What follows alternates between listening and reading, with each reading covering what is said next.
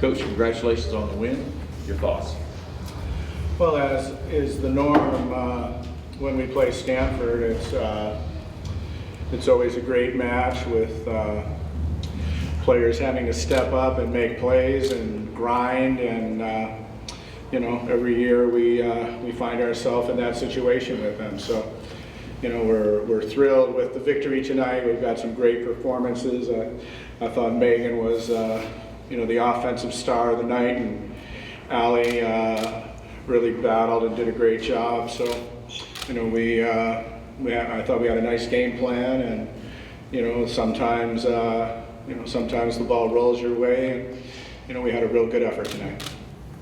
Okay, thank you. Questions for our student athletes? If you would please, when you ask your question, identify yourself and your affiliation. On the front right. Lee Feinswalk from Volleyball Magazine. Megan, it's safe to say you like playing Stanford?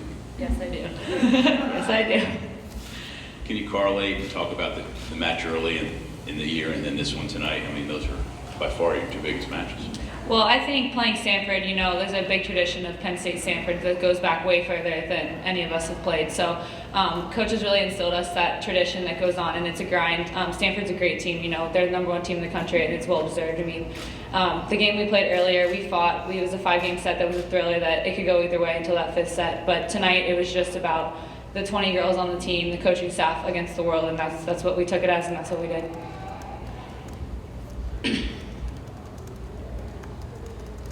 Further questions for our student athletes? Got a question in the middle.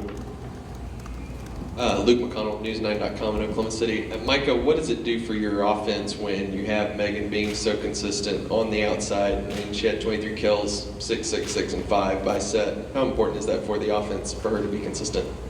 I mean, it's really important. It's nice to know you can always chuck the ball outside, and someone's out there putting the ball down. So, we've had a little struggle with passing early, and she came alive, so it was good. And then when we started passing better, we were more comfortable. We could get the ball to the middle, and I could chuck it behind me. So it really opened us up. Question on the left. Jenny Carlson with the Oklahoman. Micah, can you just talk about how you felt like you handled the emotions and all of the surrounding stuff before this match and coming in? Yeah, I mean, it was emotional for me to even see our send-off, our band. I came out and I was like, what am I doing? I have a semifinal match. So I was like, you know what? After that, I was like, no more of this crybaby crap. I'm gonna zone in, and I'm gonna play hard for my team. So and they're there looking me in the eye. So it was good to have them around. Question on the aisle left. Chris Brannick, Associated Press. Allie, what do you guys look forward to with BYU, given the run they've had and the big match Saturday night? Well, I've never played in a national championship, so I think that's pretty cool that I get to experience that my freshman year. So I think we're just going to take it one step at a time, 1 point at a time. BYU, we were watching them earlier. I think they're a really great team, so we have a lot to look forward to. Anything further for our student athletes? Okay, ladies, we're going to let you go back to the locker room. Congratulations on the match win tonight, and we will see you at the news conference tomorrow.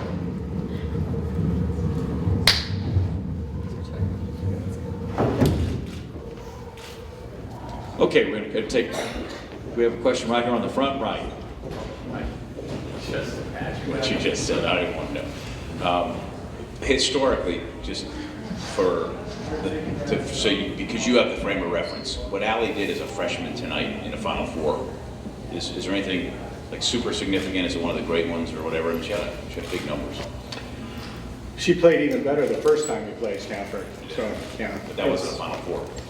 Not in the Final Four, but it was her first big match against a great opponent, and she had 20 kills and hit over 400. So, but for her to come out and play as well as she did is a terrific tribute to her. And she's been sick and missing practices, and she really had to battle out there today. So I thought we looked really tired. It was a tough match. It's when a match starts at 9:30 Eastern time, you don't have ample time to get your biological clocks correct. So it's it's a challenge for these guys. We try and get them into the right mindset and try and get it done, but it was really hard. So hopefully we'll be a little fresher, because obviously BYU beat you know, to go back-to-back, beat Nebraska and then Texas, for sure they have our attention.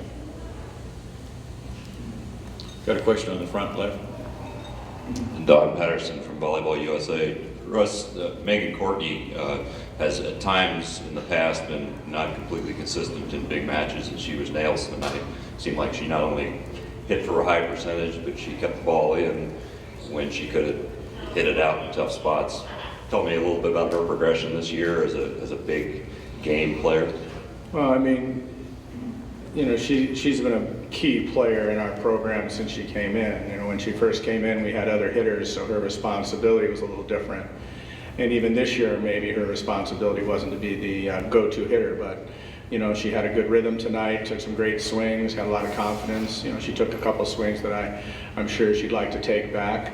But you know, I mean, she plays the full game. She's our you know, she's our best volleyball IQ individual, and you know, the expectations are really high for her. You know, I'm happy that Nia Grant, who had a really tough night offensively, was able to contribute as well as she did at the net blocking.